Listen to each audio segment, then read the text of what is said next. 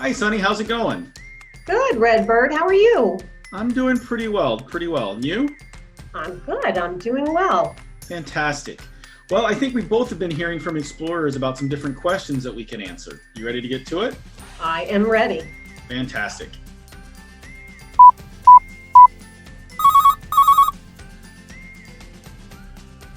So, Sunny, you're a beach person. Because of that, do you know what causes ocean tides? I do. So the gravitational pull between the Earth, the Moon, and the Sun dictate or control the tides. However, the Moon influences the tides the most. The Moon's gravitational pull generates something called the tidal force. The tidal force causes Earth and its water to bulge out on the side closest to the Moon. These bulges of water are high tides. As the Earth rotates, our region of the Earth passes through both of these bulges each day. When we're in one of the bulges, we experience a high tide. When we're not in one of the bulges, we experience a low tide. And that's how we get awesome waves. Oh, wow, that's pretty impressive. Thank you. You're welcome.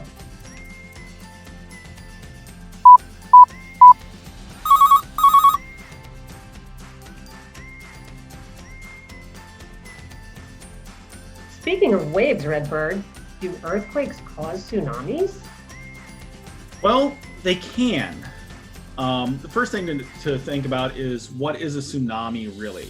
A tsunami is a wave, but it's a wave of tremendous size. So most waves, as they move towards land by those tidal forces you were talking about, they're tens of meters long, maybe 60 to 100 meters long. A tsunami can be hundreds of kilometers long. Sometimes they're caused by earthquakes, and sometimes they're not. There's a lot of different causes. The seismic activity, or those earthquakes, happen when there are plates of the earth and they overlap.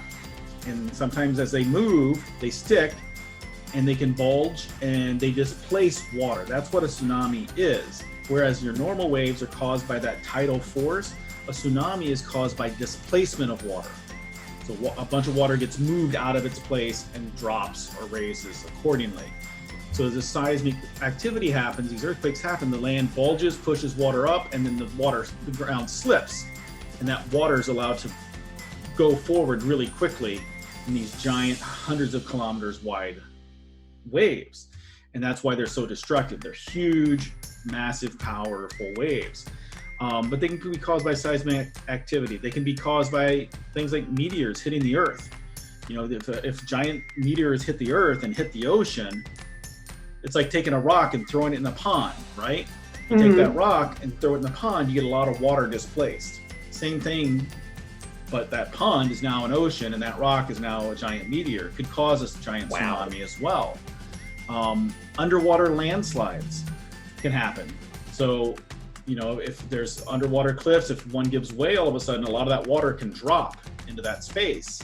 It causes that huge displacement. And we've even had instances of human beings causing tsunamis. In World War II, there were different military operations took place where they set off giant explosives in the water trying to create, and they actually were successful in creating some small tsunamis to be potentially used in war. We don't know 100% why some earthquakes cause tsunamis and others don't, because there's been some major earthquakes that have happened underwater that seem like that's a lot of seismic activity, but there's no tsunami. So we still have a lot of research to work on there. But there's, as with everything, we're going to continue to keep learning. Yeah. So, and you'll be able to see it. Look in the show notes for further details on that. Sounds fascinating. It really is.